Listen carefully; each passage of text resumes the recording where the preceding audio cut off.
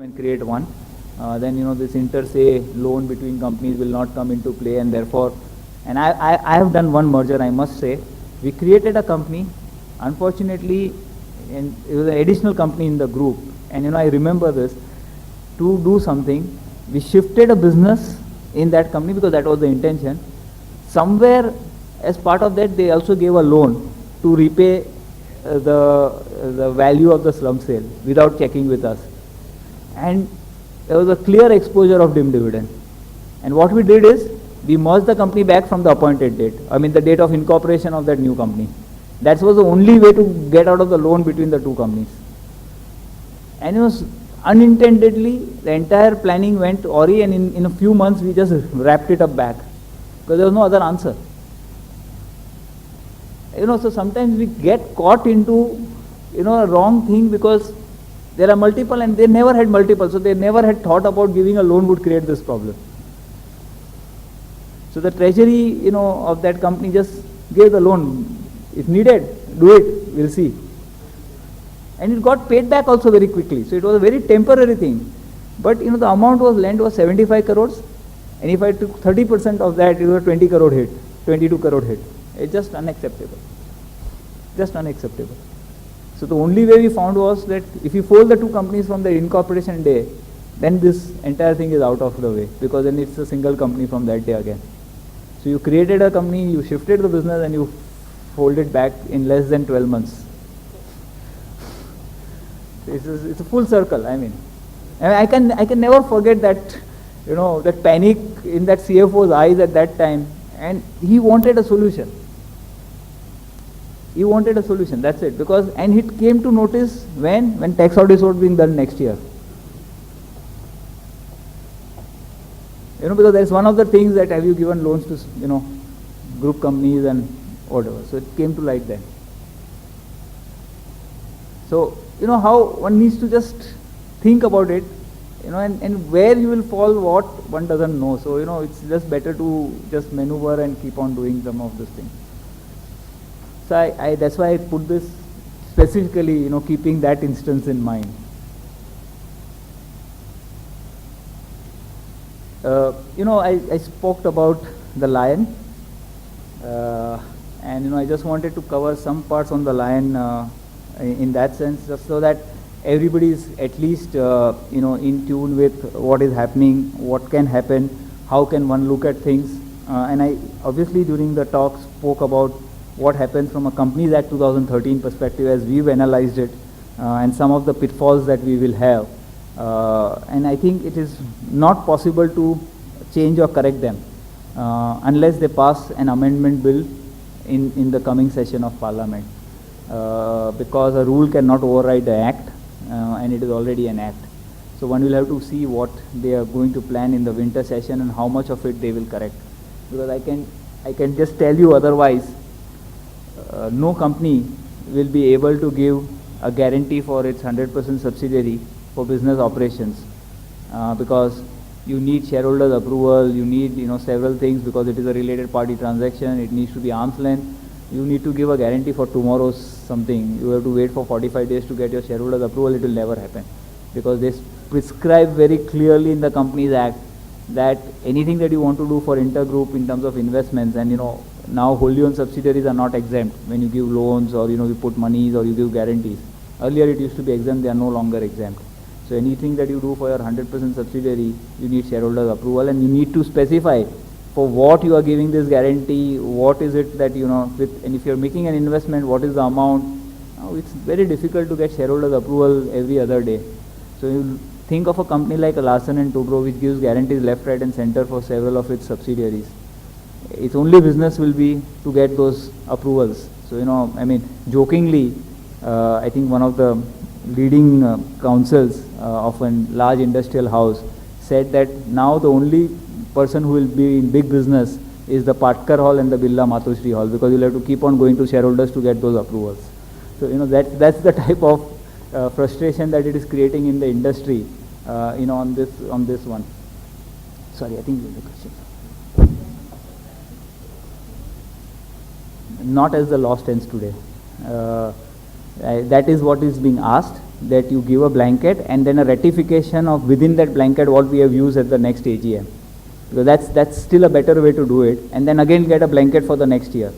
So you keep on getting a blanket and then ratify blanket, ratify blanket. If you look at auditor today, it's a 5-year one time, but you have to ratify every year. So why can't a similar approach be adopted? And if for any reason shareholders don't ratify any of those, any single one, you undo it on the within 30 days. Maybe, because ratification can happen, may not happen. So something of that is being proposed. They did not look at it. So I am not sure what they want to do. In fact, I am so worried that you can't do transactions with your 100% subsidiary, because you are related party. You cannot vote on that resolution. So who will vote? So no transaction can happen with a 100% subsidiary if you read the law in the way it is drafted. It's just impossible. Then there are several such things. So it's not like only one of them. I mean, I'm just talking about one of them. There are several such which is making practical implementation of the law will be a total impossibility. Unless they change or 8 or 9 such relevant ones which are very, very stark, it will be difficult to implement the law. So as I said, Companies Act I have covered. There are certain changes on the tax and then SEBI, and there are positive ones on the SEBI side, so we all can be very grateful to them. So what is the investment layers that we have on the Companies Act?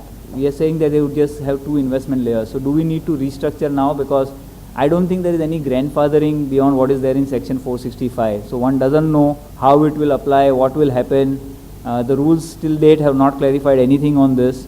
So will we have to start folding those, if you have more than 2 layers, we'll have to start folding, because they say that whatever has been done in the previous act needs to be done in accordance with the new act. So if I have done, unless some grandfathering, but 465(2), still they have not come out with the rules there under. So if they come out, then it's good. Otherwise, one will have to think of how do we restrict, and therefore do you need to start folding that up. So maybe this is not notified as of now, so we are safe, but we'll have to keep an eye on this. Treasury shares have been banned, and to my mind this is the biggest negative on the M&A side from the Companies Act. And I'll give a very, very simple example for this. You look at this case study that I have just put down very clearly here. Generally, when treasury share is created and you look at 100% subsidiary merging, so let's say ACO has acquired this new company, C company, okay, and it wants to fold it back because there is business synergies, because it's in the same business. There is no point in running holding and subsidiary because it's just a new acquisition. And let's say you paid for that new acquisition 500 rupees. The book net worth is 200 rupees. So obviously there is a goodwill that you have paid of 300, and it is maybe worth, business call wise it is worth it. I am not saying that it is not worth it. Under Companies Act 1956, you could create a trust, because when you merge a wholly owned subsidiary into the parent, the accounting standard clearly, and more auditors are clearly saying it has to be book value accounting. It cannot be purchase method of accounting. If it cannot be purchase method of accounting, you will have book value at 200, because that is your book value. You will have a 300 rupee goodwill. If I had created the trust, I have one more asset and I park that 300 there. So I don't need to take an impairment of anything. But if I go to Companies Act 2013, there is no trust. So that 300, instead of being, my interest in the trust becomes goodwill. And Companies Act says 5 years unless I can prove a longer period. So it's a 60 rupee, and if you just translate this into crores, it's a 60 crore hit every year. So I don't know why they have taken away treasury shares. If they had the intention that it gives additional control to somebody, they should have said that so long as they are treasury shares, voting rights are suspended, full stop. I mean, they do that for subsidiaries, right? Subsidiary holding any share in a holding company, the voting rights are suspended till that time. The similar provision could have just helped. Or they change the accounting standards. That if I have done an acquisition and if I merge within the next 3 years, I should be allowed to use the purchase method. Either of the two has to change, because otherwise this is going to create problems for everybody merging. I mean, one of the two needs to change, and I thought, they should have allowed more flexibility if on the M&A provisions generally, if they are so flexible. I don't know why they had to bring this, which they could have served in any other way. As I said, cross-border merger again opened up. I'm not sure whether some of the ones that we are doing now can get blocked. and I don't know why they should get blocked again. Here I have a very different viewpoint on this. Whenever I spoken to somebody who's in the rule making and all of that, they say they'll prescribe the same countries from where they can merge inward and outward, and I'm very baffled at that, very baffled. Because for inbound, why should they stop from any country? There will be more disclosure when it comes into my balance sheet. So let's say if I'm merging a Cayman Island company into my company, or a BVI company into my company, isn't it not going to become part of my balance sheet here, which will go to the ROC, to my shareholders? Why should I even think from where inbound mergers should be allowed? I should only think where outbound mergers should be allowed, which is fine. I don't want to allow something into a BVI, into a Cayman. But the reverse logic to my mind was very, very baffling, very baffling. So I hope they consider some of these things, because if they want more disclosure, this is the best way to have more disclosure. When you fold it within yourself, it's the best disclosure that one can look at. Fast track mergers, again, very good. I think hopefully at least holding company and wholly owned subsidiaries is the one which will be the most used, I think. So very, very good. A merger of listed companies into unlisted companies, I am not too sure how much it will work, because again SEBI has to play its part. Wipros don't happen very, very often.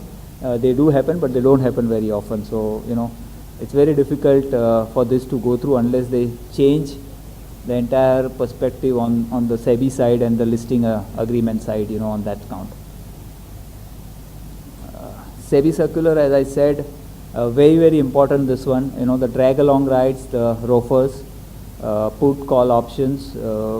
I think this is one of the biggest change, which is a positive change as I see it. In the recent times on the M&A side, after the change on the takeover code, one of the very, very positive moves that has been done by SEBI. I just hope that RBI continues in the same vein, gives the leeway, and does not put restrictions in terms of what needs to be done from a pricing perspective today to create a block to all of this. This one thing can help quite a bit, in at least clearing some of the badwill that we have got in the international community in terms of the investment climate. The only downside is that this notification applies prospectively and not retrospectively. So I think one will have to rechange all of those agreements and re-sign them to just make them prospective. Listing overseas, another big move which will help, because we're seeing a lot of structures that people wanted to do on externalization.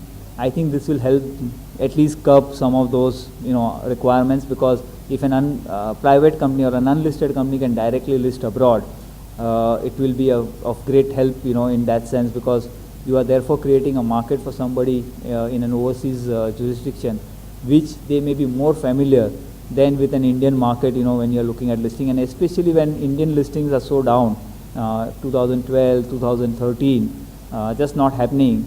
And this will help private equity to reorganize themselves quite a bit, which will create the confidence for them to be remaining with India, which is today quite a bit dented on two counts, primarily that listings are not happening, and the rupee fluctuation has just killed most of them very, very high, very badly. So I think this is another big good move. I hope they clarify quickly and come out with the RBI guidelines surrounding this, because now I think the ball is back into RBI on both of those counts. So I hope they come out quickly with this. So I think that's all that I had, and we would be happy to take some questions.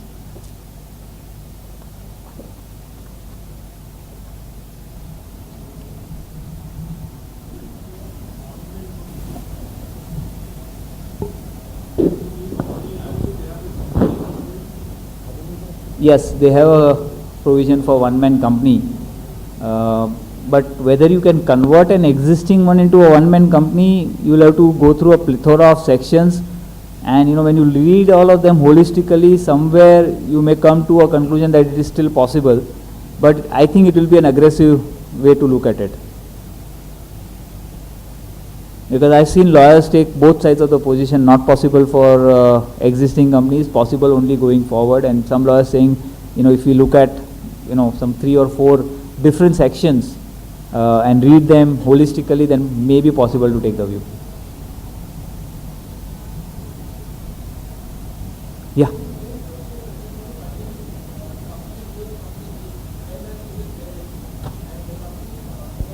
Shares of company A.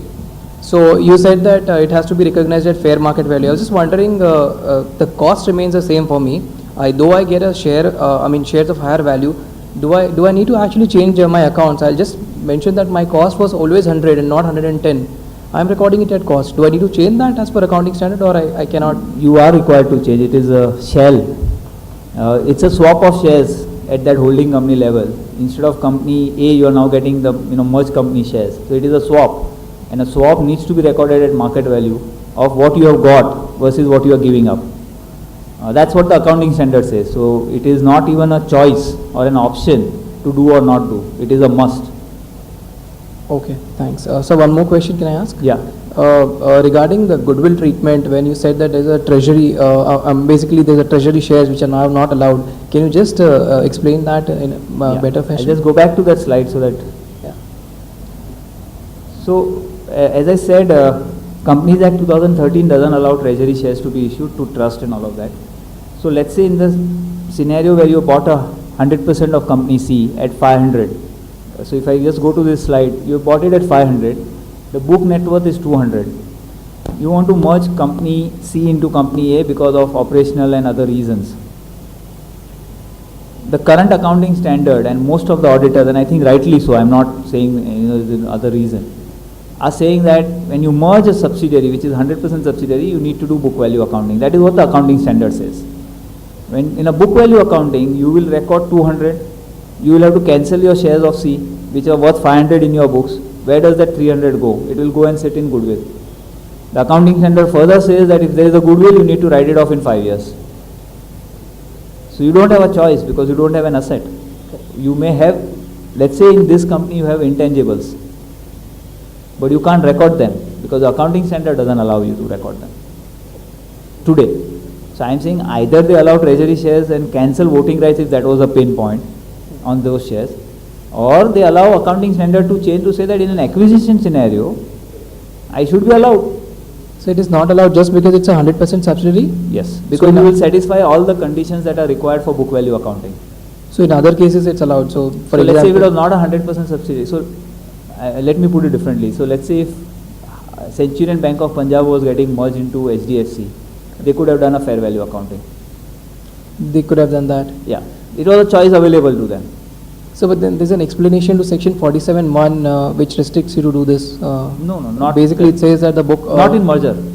In case of a tax neutral amalgamation, No. The book value of the assets in the amalgamating company will be taken over in the amalgamated company. So in the books of amalgamated company, you cannot impute any value other than what you carried. You actually. That is not there for merger. That is there for demerger. Sir, amalgamation 47(1)(6). That's what I'm saying. It is not there for mergers. It is there for demerger.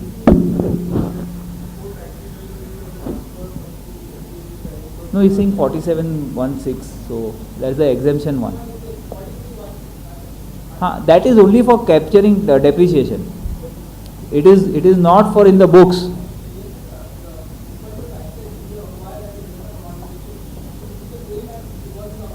That is for tax WDV. Tax written down values are always different than your booked written down values. So that what you are referring to is for tax written down. So you can't claim a higher depreciation. In fact, there Supreme Court has now said you can claim depreciation on goodwill. Yeah, so it's a separate item, separate element, but what I am trying to say is that is only tax WDV, and anyway tax WDVs and book WDVs are very different in that case. Generally, any company for that matter. Correct. So if I have recorded goodwill, I cannot claim depreciation. That is what the explanation says. As per the accounting standard. Yeah, no. So let's two things. Accounting standard says you have to record goodwill. Yes. So you record goodwill. There is a Supreme Court decision which says that depreciation is allowable on such goodwill created on amalgamation. They have not. Right or wrong, I don't know. I am not going into that debate. Okay, because there are two schools of thought. If Supreme Court has said what is wrong about it, and they have not looked at the section that needs to be looked at, is the second school of thought. But there is that Supreme Court decision which does say that you can claim. Now, each one will take its position depending on, again as I said, what is an approach as a group you take on taxation matters, and obviously. If you ask me as a purist, I am not in agreement with the Supreme Court decision. But obviously it is a Supreme Court decision, so it is binding on me too. Thanks, sir. Sir. Yeah.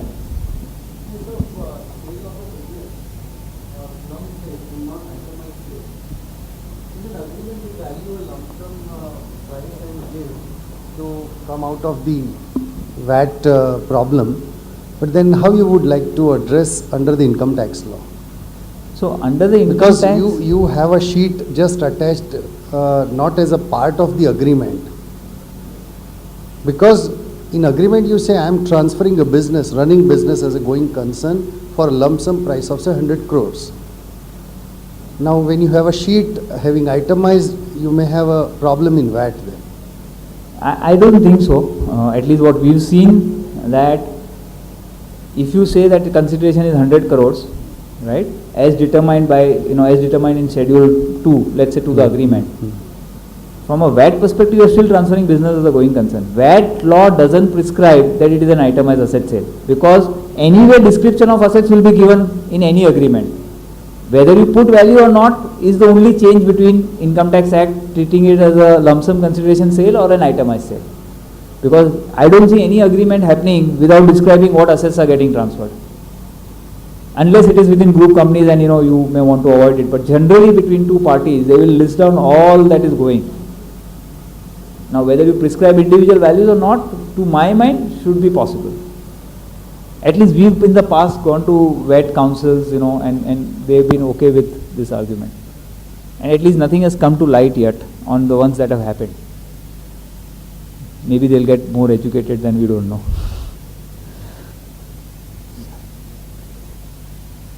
Yeah.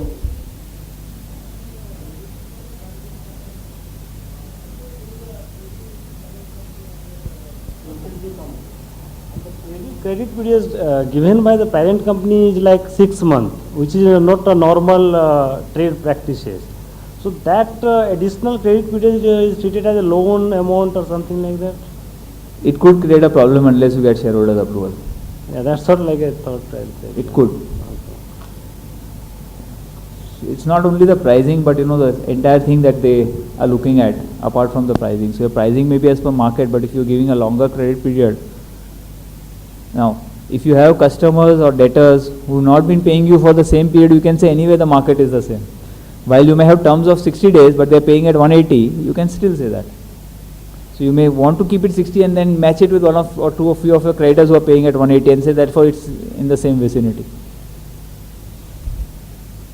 Yeah. Is this a new type of transfer pricing kind of a audit which is a practice opening up for chartered accountants here? The arm's length thing? Yeah, so last year because of the specified domestic transaction also coming into play from a transfer pricing perspective, it anyways opened up. Now the only question is that Companies Act is only adding it in that sense. So all related party transactions because of 40A were anyway covered from last year. So Companies Act is just taking it forward in that sense. And I hope the arm's length price remains same from both perspectives. Otherwise we'll have a nightmare.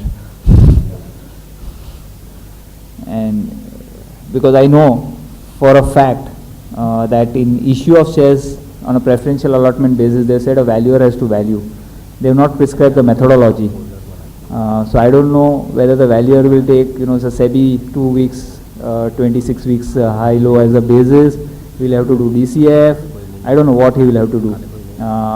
Then different acts will play out differently.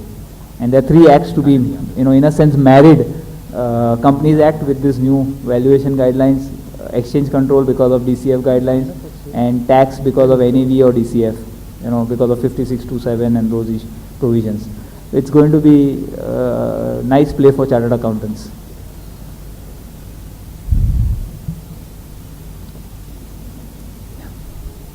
Last question.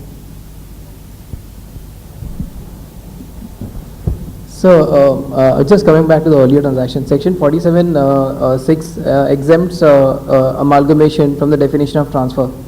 So basically, if an amalgamating company amalgamates and the amalgamated company is an Indian company, it's not regarded as transfer. So if I do not meet the definition of amalgamation under section 21B, can I claim an exemption of 47? I guess no. No. Then it will be regarded as a transfer. Now suppose if it is regarded as a transfer, then the amalgamating company is transferring assets, right? So will the amalgamating company get taxed at capital gains, or the shareholders of the amalgamating company will get taxed for capital gains?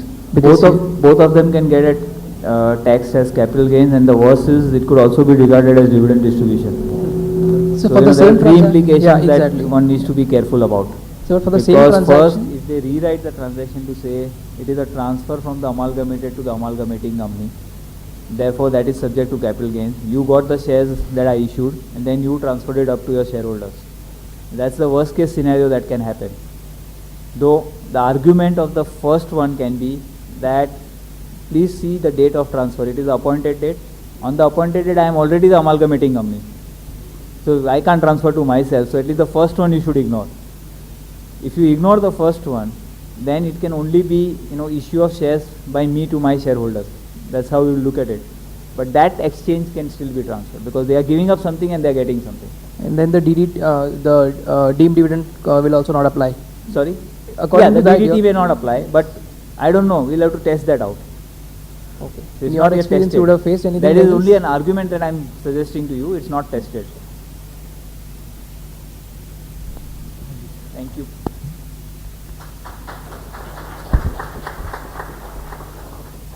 Thank you, Amrish, for a very authoritative presentation. I would say you initially said that you are very passionate about this subject of M&A, and I think your presentation was showing that.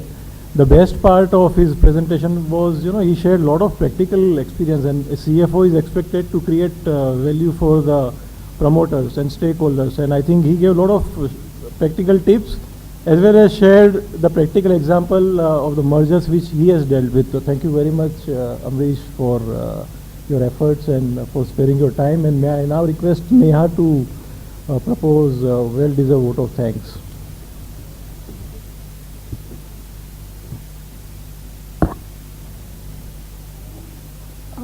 Thank you, Vipul Bhai. Friends, you all will agree that our speaker Amrish Bhai, as usual, has very well enlightened us with various aspects of corporate restructuring. Amrish Bhai, you have been today in a very lucid and simple way made us understand the pros and cons of various structuring methodologies. Also, he has drawn our attention to the restructuring in terms of New Companies Act. May I all request friends to join your hands to give him a big round of applause. Thank you. Thanks.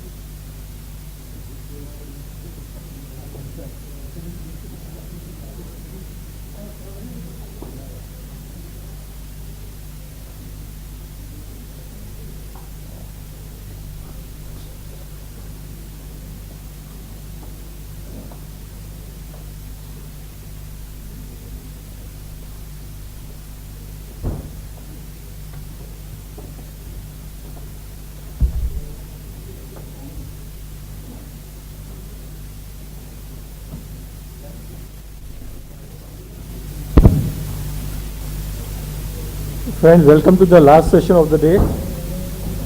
Since morning we learned about raising of funds, risk management, then M&A, and now I think one of the core area which CFO is supposed to be looking after, that is accounting functions, setting up of ERP, how to make presentation to the board of directors, which is the key role which CFO has to play. And we are fortunate to have one very experienced CFO, Mr. Rajiv Pai from JSW Steel. I will briefly introduce Rajiv. He is a CFO looking after finance, accounts and secretarial functions of JSW Steel Limited. He is located in Mumbai and reports to JMD and Group CFO of JSW Steel Limited. He joined Jindal Iron and Steel Company Limited, promoter company of Jindal Vijayanagar Steel Limited as Deputy General Manager and has now risen to the post of CFO. Consequent to merger of Jindal Iron and Steel Company Limited and Jindal Vijayanagar Steel Limited, which is now JSW Steel Limited, he has been gradually elevated to this position. He possesses rich experience in the areas of corporate finance, accounts, taxation and has held key positions in large corporate houses in India. Before joining Jindal, he was working with Crompton Greaves. JSW Group, all of you would be aware, JSW Steel Limited belongs to OP Jindal Group, one of the lowest cost steel producers in the world. The group has diversified interest in mining, carbon steel, power, industrial gases, port facilities, aluminum, cement and information technology. JSW Steel Limited is engaged in manufacture of flat and long products, with HR coil, CR coil, etc. And it's a very large company, so to say. I was just discussing with Rajiv before the session started. He says that to handle one company itself is so difficult. It is that big a company. So we are indeed fortunate to have Rajiv. Rajiv, we welcome you. And may I request Bhavesh Vora, our past president, to present a memento to Rajiv before he starts his session.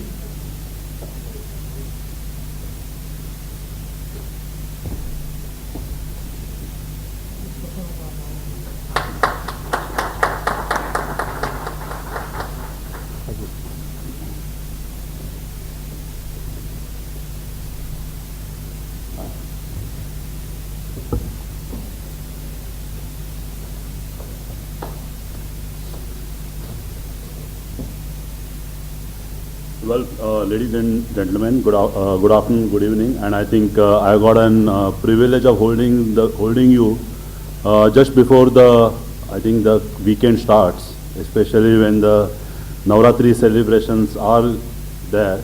But I'll do one thing. I saw the session. The sessions were very heavy in terms of fundraising, treasury, the structuring. I try to make it little differently, though we'll go through the presentations and stuff like this. The interesting thing, I was reading the making of a CFO. I'm sure most of you, when you say making of a CFO, you are looking at what's that as a CFO you are required to do. And many of you would be a chartered accountants, MBAs, and professionals from different fields. I'll just put it the whole thing little differently. I'm a chartered accountant. I'm a CFO of around 60,000 crores is the turnover of this company. When most of the chartered accountants, when we start climbing our race to the CFO, we look at an taxation, we look at an M&A, we look at an fundraising. We are so engrossed, we miss the big picture. It's true for me, it's true for many of my colleagues, the brilliant chartered accountants who, when they reach very close to the CFO, the management or the stakeholders feel that person doesn't have all the qualities of becoming a CFO, and people remain as number 2 or number 3. Brilliant professionals, brilliant, very committed people. So that's why I like that word, the making of a CFO. What is that which is different? To make it in very simple way, most of the cases where either you say a filing of a tax return, doing assessments, tribunals, doing the accounting work, when it ends, the CFO's role starts. It sounds very odd, but that's the way it is. Unless you are able to understand and transform all your knowledge and then convert it into a business finance, it's very difficult to play a role of a CFO. You will have enough people who will tell you how to raise money. It's a commercial function in today's world. Today, JSW has more than about 3 billion of foreign currency transactions every year. There are enough people who will tell you how to manage the risk. There are enough people who will tell you what are the latest accounting standards and what should be your compliance, including your statutory auditors. People would tell you what is the latest on a company's bill. They'll tell you domestic transfer pricing, everything. The question is, this is not enough. How you apply this to your business? Because each one of your business would be unique. Each one of you will be playing a role of stakeholders' expectation management, which will be different. And unless you understand where the professional interpretation stops and the business finance starts, you will always find it a very, very challenging playing a CFO role. I'm not trying to make it, in fact, CFO's role is more simpler if you move from a very complex chartered accountancy, MBA positions and understand the business finance. The topic which is given to me is ERP and its key challenges, the accounting standards and the reporting to owners, stakeholders. Most of the times you will find the CFO is somebody who is a face to the outside world.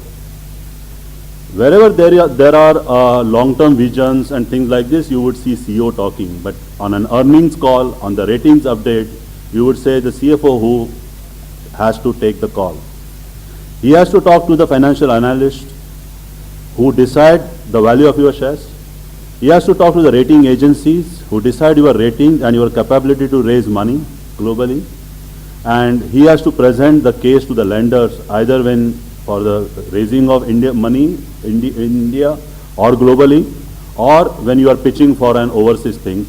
And when you go to the North Block for the policy guidelines and initiatives, you must be able to explain to the finance ministries and people why you want these particular amendments and the policy initiatives to be done. So basically when you are a CFO, you are a face of the organizations, you are communicating to the outside world. And when you are communicating to the outside world, what is that which you have to think, what is that which you need first?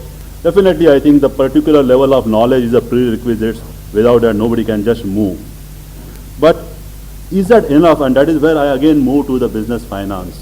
And that is where the first part, either in your existing organizations when you are moving towards CFO positions or a new organizations when you join, it's very, very important is how do I get myself updated on each and every nuances of business finance?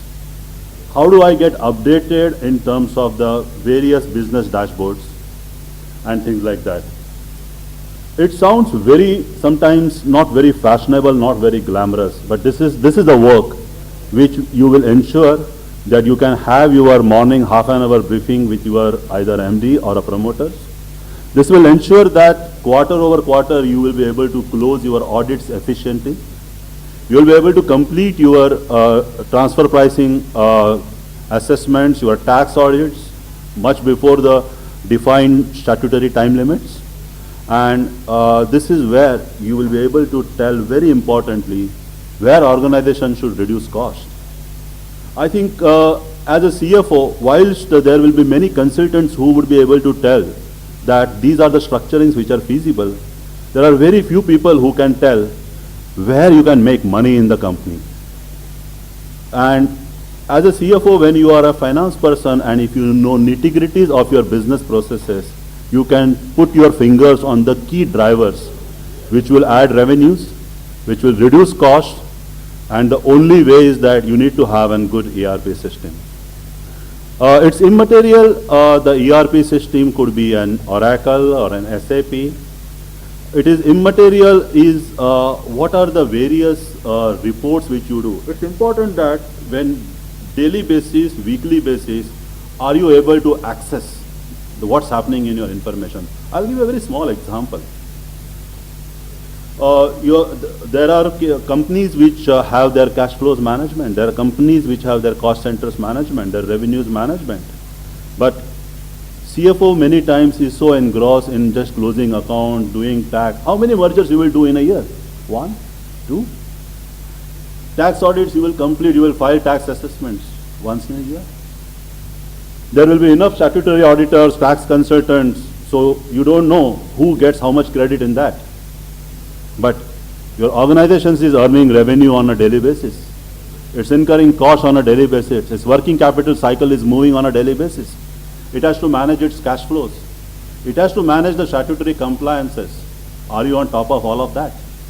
And the only way to get on top of that is to have an integrated financial information. Are you aware what are your customers' strike rates are in terms of their orders? How do you control your marketing function? Do you simply say, okay, I don't have money, please correct? Or do you tell in this region, for this segment, the overdues are getting bad? In these cases, the debtor service cycle is going bad. Your MD will listen to you. Can you go back and tell, this was my budgeted cost and this is the cost which I am incurring, so I am losing money at a marginal cost level? Somebody will listen to you. If you are saying that these are the various benchmarking of processes across my different units, and this unit is not working as good as my other units, people will listen to you. So automatically from simple accountant, you move to a key resource in terms of management. And this is what is required from an ERP.